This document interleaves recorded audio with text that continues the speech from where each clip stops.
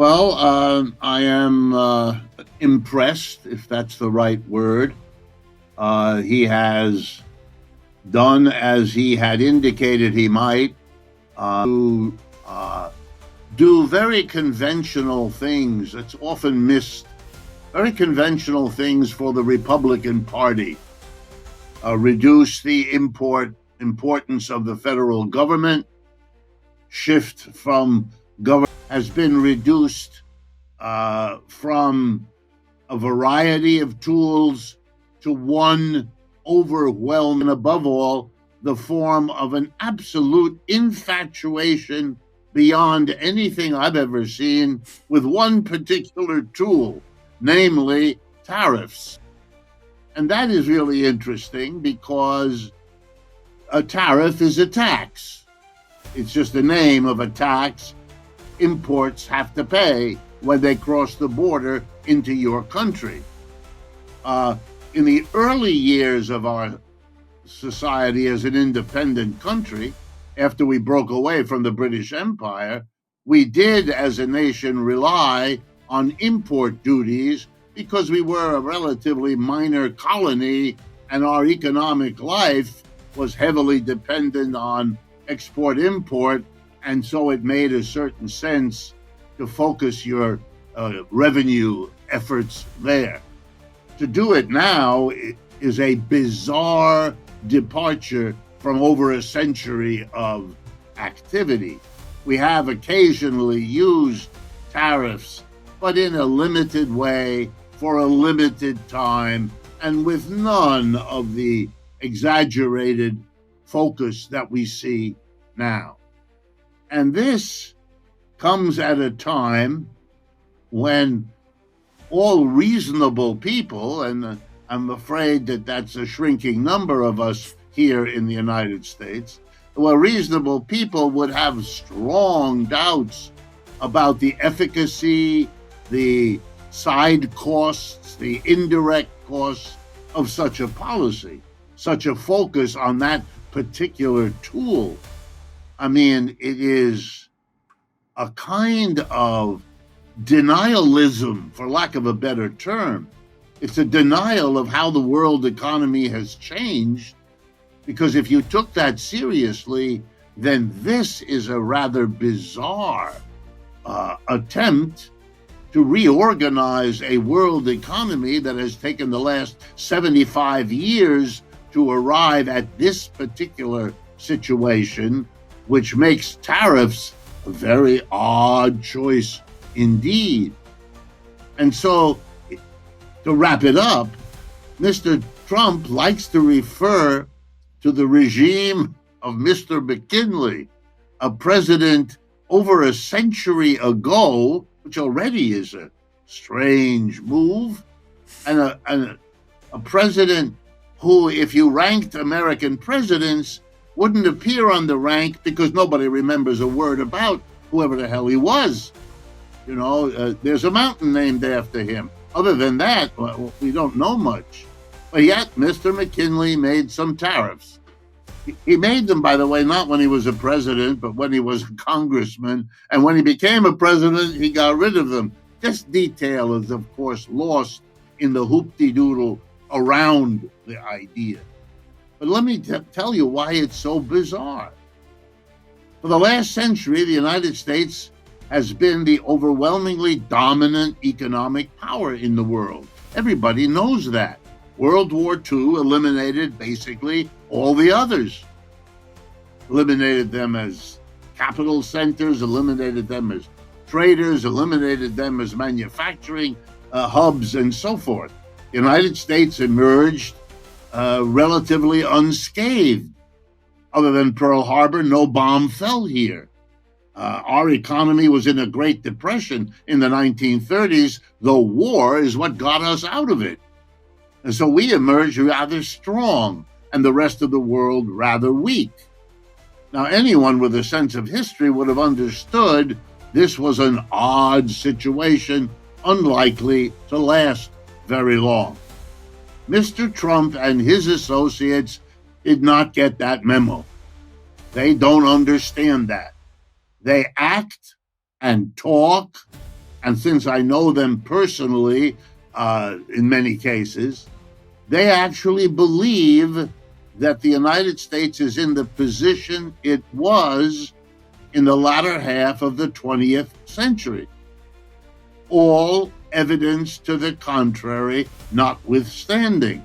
It is extraordinary to live through a period of such a disconnect between the employer class in this country living in a fantasy which may perhaps, you tell me, be understandable in Great Britain. Because you lost your empire, we are in the process of losing ours, and denial may be what one ought to expect when one sees this kind of behavior in the case of an empire that is no longer. Well, we have a number of reasons for that. Our elites are split. They always have been, and they are particularly right now. Mr. Trump, contrary to what his proponents like to say, did not receive an overwhelming mandate. Far from it. 1.5% was the difference between the popular vote that Kamala Harris got and the popular vote that he got. And the elites are themselves split. That is, they are split in ways that are very traditional. The Republicans are the gung-ho, let's go party of the employer class.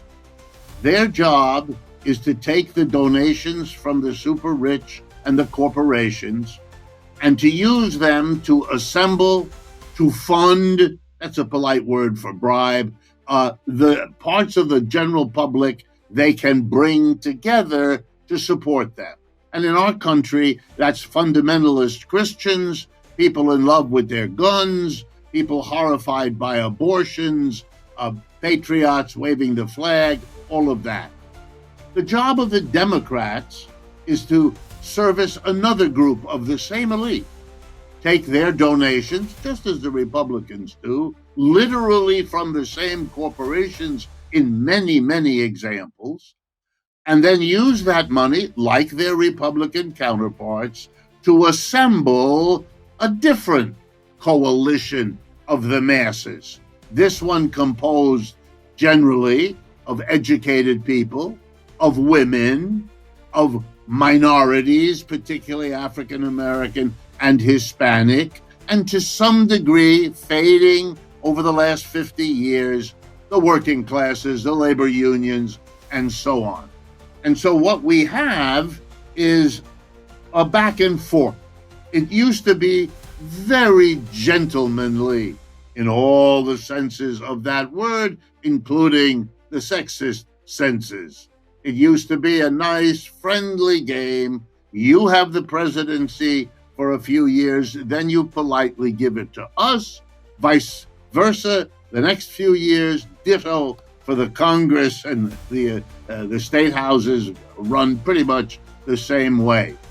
So we're seeing all of that, and we're seeing that the elite in the Democratic Party, who are against Mr. Trump from the beginning, and now, and here's what you're noticing, a beginning of a portion of the elite who are nervous at Mr. Trump doing what they want him to do, is doing it too quickly, is doing it too harshly, and threatens by the way he's doing it to undo it, to make it fail. And this, for them, is a sign of alarm. There are many of these folks on the Republican side who are what we call establishment Republicans. They're the kind of Republicans who funded the party in that period that I just described, when it was all very gentlemanly. You know, people associated with names like George Bush, or anything like that in the previous years. Those are the ones that are beginning to shift. Their portions of the elite are beginning to shift. And yes, that's making some trouble for him, but not yet enough trouble for him to slow down. And he keeps reassuring them. He did it this last week by making crystal clear your good point. They want to eliminate the income tax, the only broad-based progressive tax we still have. It has been a 100-year program of the Republican Party, allowed by the Democrats, sometimes actually facilitated by the Democrats, to shift the burden of taxes away from corporations and the rich onto working class, medium income people. If you take a look at the graphs, that's what we do as economists, it's a century-long process of doing that, and he's very much in the strain of that. What you're not yet seeing, and you're quite right about noticing that, is you do not yet see mass-based from below working class opposition. But there's a very particular reason for that shouldn't be forgotten. The last time capitalism really crashed, which is what we're looking at happening possibly, not yet, but possibly now, but the last time it happened, which can give us some guidance about what to expect, the American working class went sharply to the left. We reacted in this country to the Great Depression starting in 1929 by shifting to the left.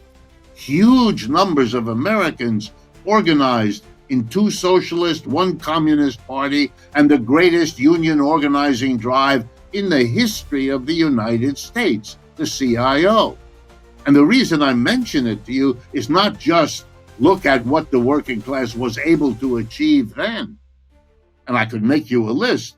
The Social Security system was achieved then by those forces from below. The first minimum wage in this country's history. The first federal jobs program on a mass basis, hiring 15 million people, happened then because of that. The first time we had federal unemployment compensation from the government. The left achieved extraordinarily. And the reason I'm telling you is when the war was over, 1945, and the president who enacted all of that under pressure from below, Franklin Roosevelt, was dead, the business community, led by the Republican Party, abetted by the Democratic Party, went to work to systematically destroy the organizations on the left, socialist parties, communist parties, and labor unions, so that they could never do again to the ruling class what they had achieved. And we live in that. I'm born in the United States. I've lived and worked here all my life. We are only now, 70 years later, emerging from the cocoon of that repression. We don't have even the relatively weak European versions of socialist parties, communist parties, labor unions. All of that is weaker, underdeveloped here. We're going to catch up. I think we'll surprise you in the months and years ahead. But that's why the opposition takes the form you just noted. My use of the Marxian system of thinking about it and of Marx's own analysis has now been added to by the research of the National Bureau of Economic Research, which I can assure you is not tinged by any Marxism at all. It's a quasi-governmental entity here that keeps track of the ups and downs of the capitalist economy, literally periodizing so we can see. And their research shows, as all of us in the economics profession, that's what I do for a living, I'm a professor of economics, we make use of the NBER, as we call it, and it has shown us that wherever capitalism settles, anywhere in the world, over the last 300 or 400 years, it has an economic downturn every 4 to 7 years. Now, some of them are short and shallow. Some of them are deep and last a long time. The Great Depression, very deep, lasted 11 years, very long one. The one in 2008 was very deep, but much shorter in duration. The one in 2020 was deeper still, but also shorter. No one can tell in advance. Certainly, I don't claim to, and I don't take seriously anyone else who does, can tell you when exactly it will hit, how deep it will be, how long it will last.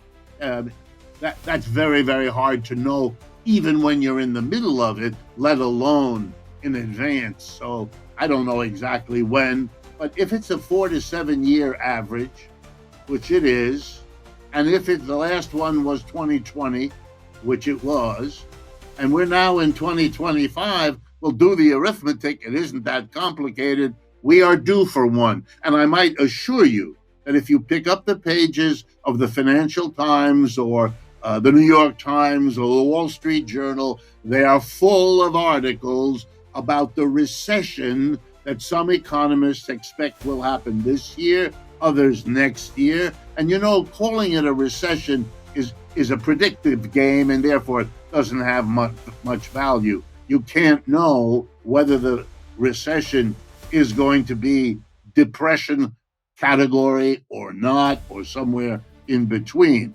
But here is the single most important reason why this one will for sure be significant and different from the others, as they always are.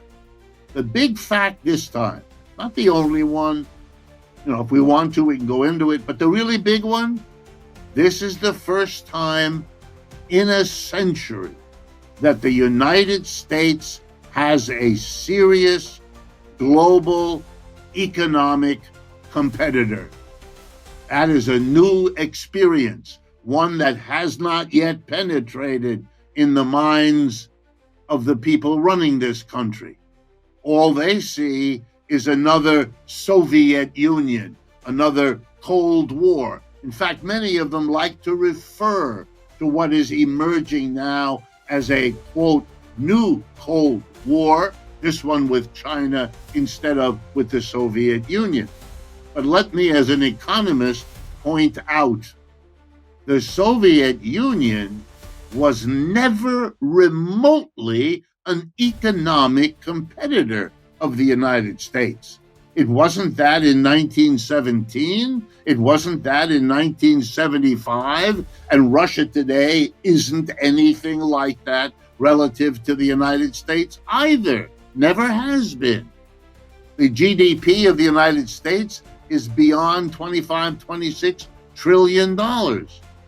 If I generously estimate the GDP of Russia today, it's $4 trillion.